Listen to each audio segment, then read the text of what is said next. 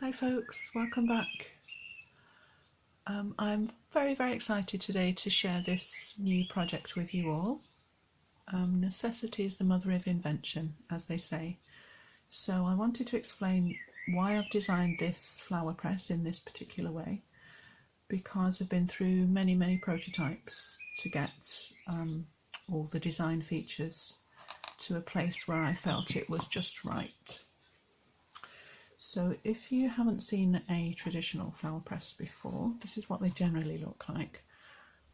Two wooden boards, sandwich of corrugated card with some kind of blotting paper or even newspaper inside. And a couple of years ago, I thought it would be a really good idea to be able to take one with me. So, out on a foraging trip or a walk. So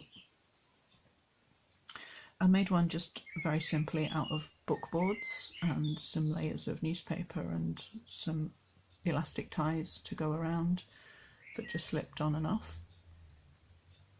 I'll just show you how this works. Is that you have these wing nuts which you undo, because they're not very practical for taking out and about. For one thing, they're very heavy and fiddly. So you have the wing nut, you have the washer, and then when you take that out, the bolt will fall out the bottom for you, which is a great design. But if you're out in a grassy field, then all these bits and pieces are very easy to get lost and it becomes fiddly and impractical. With the dog, sorry. I've opened the door today because even though it's really cold, but there's a beautiful bird singing outside, so I hope you can hear him. So I've forgotten what I was saying. And also they have these spikes that stick out, so at best uncomfortable in a rucksack, or at worst quite dangerous. So that's why I felt I should try to make one, and I've been trying to think of how to go about making a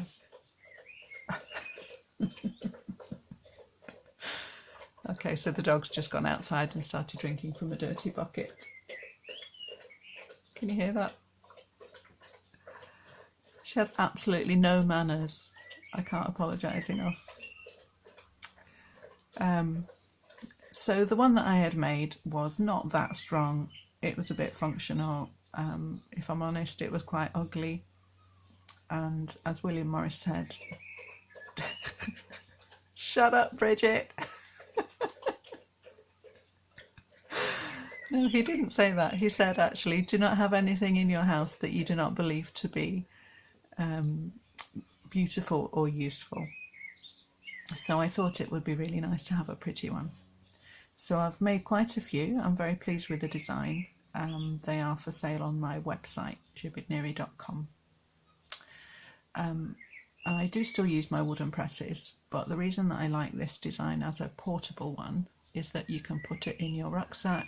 I keep mine in my basket on my bicycle. They're very lightweight. They weigh about the same as a large banana.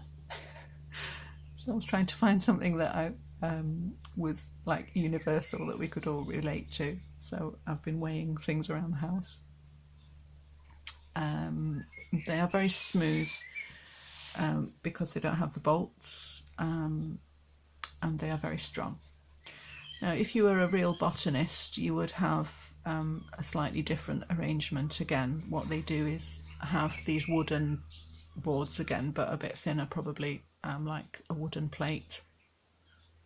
And they have many layers, and they just tie them round the middle with a ratchet tie, those kind of nylon ties that you can sort of tug at to make tighter. And they just carry those around, but for most of us, completely impractical because so heavy. But if you did want to even tie something around that, around the middle, they are strong enough to withstand it. They are also splash proof. I've made a nice wax coating on the front. So the idea, sorry, and the back on these covers. So the idea is always pick your flowers on a dry day, even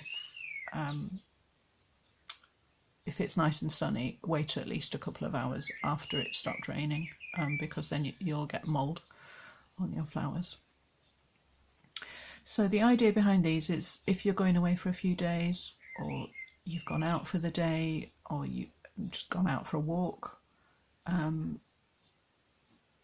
you have something to be able to bring home with you, to a little reminder of what you've seen, where you've been, and it's a really nice memory.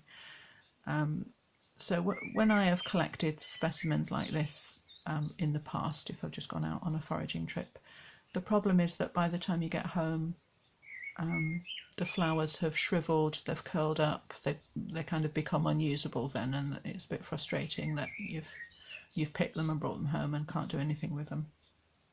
So this is why that I felt I wanted something with me. So how to use it is very simple. You can either leave the flowers in there until they've dried and they're ready.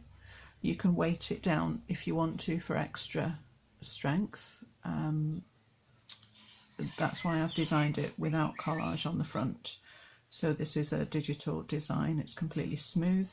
There's no ties also across the front to make it completely smooth. So you could, if you wanted, put something on top. Or if you think to yourself, well, actually, I've only used one layer on this trip, so what do I do then? I want to keep using the rest of it, because you can bring it home and you can put a book and a weight over the top of the whole thing, or you can just take out one sandwich. So you've got 2 pieces of card with your blotting paper. That's where you put your flower in between the green papers. So you could just take that out and put it under a book, or even put it in a traditional flower press. Or, as I say, you can just leave them as they are. The ribbons are strong. You can tighten them as the specimens get flatter over time. So you have some options. So inside you have some little hints and tips about flower picking.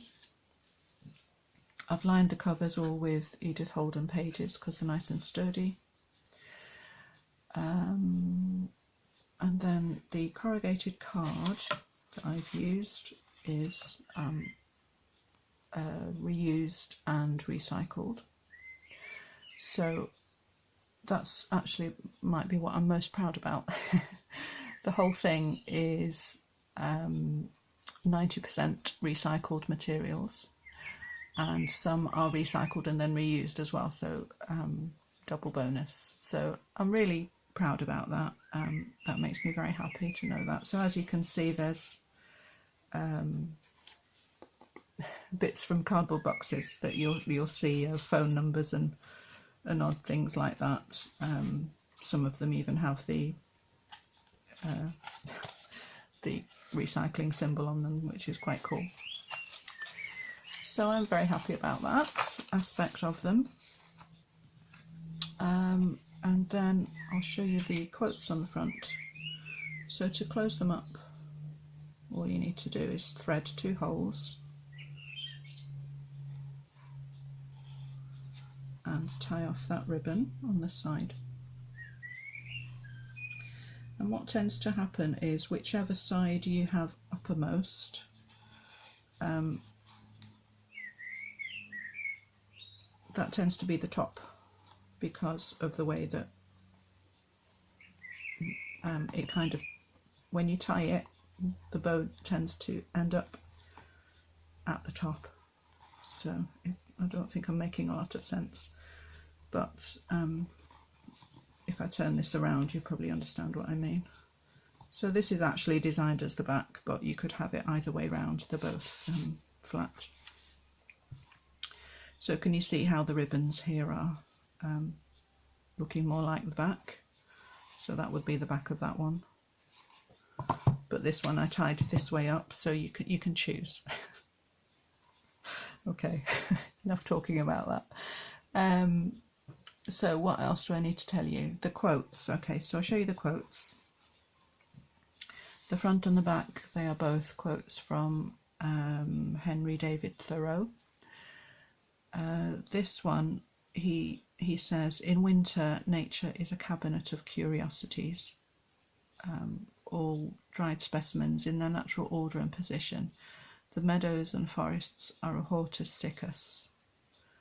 And then he carries on about how the air presses things for us and dries them out, and it's really beautiful. So I thought that was a really nice fitting quote to use. And on the front as well, he has this passage where he talks about he thinks it would be a good idea if, oh sorry, I'm not in frame, am I? If one day he collected leaves as they were changing colour in the autumn, and made a record, collected them in stages as they turned, and then painted them when he got home, and then you'd end up with this lovely book record of the changing colours. So I thought that was a lovely idea, and also it fitted in very well with this theme of preserving and collecting. So I forgot to say the hortus siccus here, it means dry garden or herbarium, so I thought that was really good. The size I felt was a nice size, especially for collecting wildflowers. It's quite small and compact. Wildflowers tend to be a bit smaller and more delicate, so it's kind of just right. It's oh, let me think, I've forgotten, let me just grab a ruler. In inches it was just under 5 by 6 I think, and in centimetres about 12 by 15.5. The other good thing about it is that sometimes I get messages from people in Australia who can't buy from my website, and that's because I've had to set it that way because of the very strict rules they have about plant material. So the good thing about this is that you don't need to worry. However, the website is still set up in that way. I can't seem to change it for one item or another. It has to be across the board. So what you can do if you do live in a country where it's not listed when you put something in your shopping basket, just message me and I'll give you my address, and then you can kind of trick the form in that way. So that's no problem. And the same applies for digital downloads, obviously. I'm not sending you anything, so you can do the same in that way.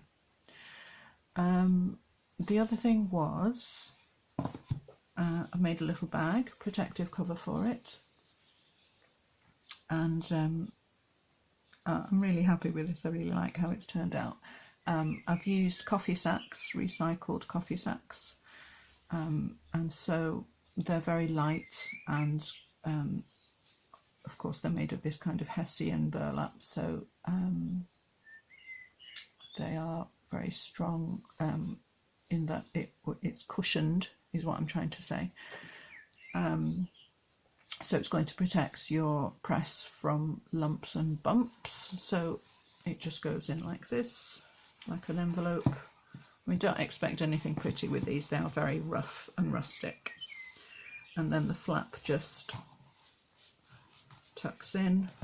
I've overlocked very roughly all around the edges. So that looks very neat. And then what's cool is they have these kind of printed bits and pieces from the coffee companies. They're all kind of different and random.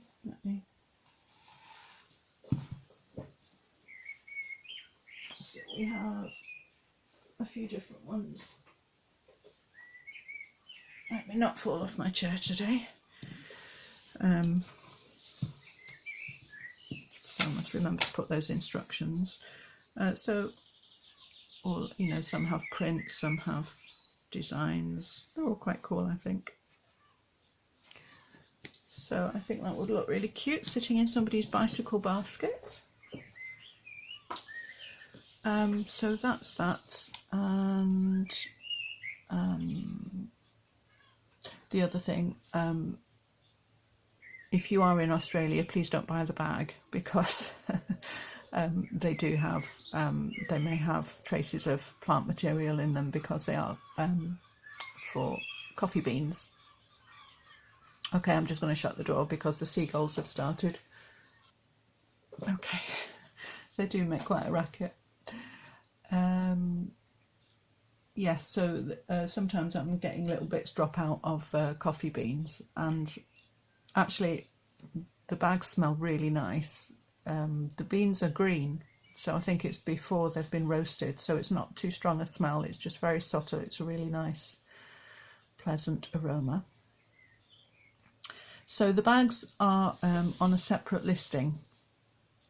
So if you want to have your press and take it with you in your rucksack, in your car, you may want a bag, but if you just want to keep the press at home and use it at home, then you save yourself a few pounds. You don't need to buy the bag.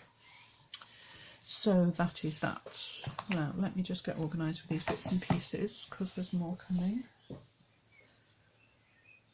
Okay, so what I thought would be a nice idea is that once you have pressed and dried your flowers and they are ready, there's a little idea of what to do with them. So let me show you this one. So this comes in a pack of 6. It's like a little greeting card. It comes with its own just very simple craft envelope with stitching all round. And it kind of started as a greeting card. It's turned into a small booklet. But this is one example. So it doesn't come with the flower. This is for you to put your own flowers in. So this is an example. So in the middle you have this space to put a flower. I didn't tell you about the green paper. I'll come back to that. On this side is just very simple, enough to look up on Google the common name and the botanical name, which is nice to have, and habitat, comments, collected by, and the date, so some information that you can fill in. So I was going to kind of stick these down so it was just one page, but I actually think it's really cute how the green corners peek out. So I've left it this way, and on this first page you have to and from, so you can make it a little card for somebody, a space for your message there. So these are all the same. They come in sets of 6, and at the front is the start of the quote from the press as well, from Henry Thoreau. So that's those. So the green paper that I've used in the press, I forgot to tell you, let me just find a bit.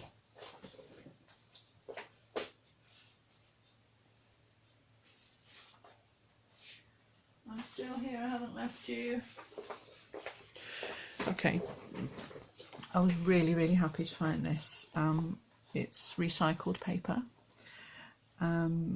It's what we used to call sugar paper in infant school. I'm not sure if that's universal or not, but it's very matte.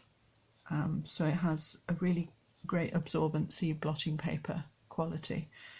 It's kind of soft, so it's like almost has that kind of cushiony feel.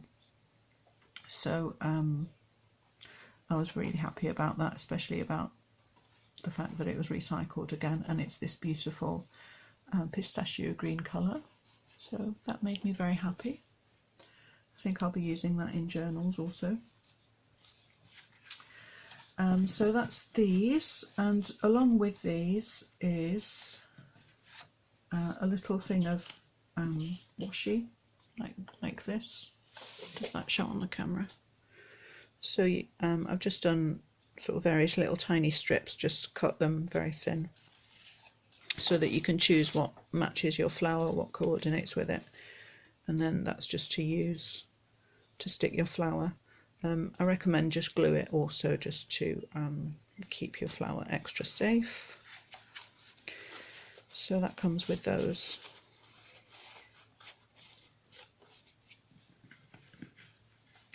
So that they would all have their envelopes when I get round to doing that. Also, I have some nature envelope sets again, which you've seen before.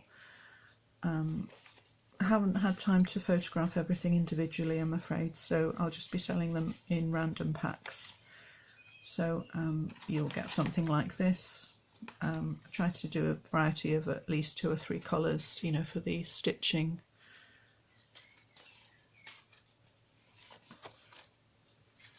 That one's a bit unusual being blue, but I thought it went nice with that. Is it a harebell or a bellflower? I'm not sure. So, like that, and then the inside of these is left open so that you can write a message inside, or if you want, you can just glue to make it an envelope. And that's those. I think that's everything. So you have the presses, the bags, the botanical specimen cards, little greeting cards, and envelopes. So they're all on the website. I think I will put a few presses on Etsy also, but if you're watching this, you'll pay more on Etsy than on my website. So it's just for the exposure, really. For your benefit, it's better for you to go to the website. So I think that's it. Thanks for watching, everybody. I hope to see you soon. Bye.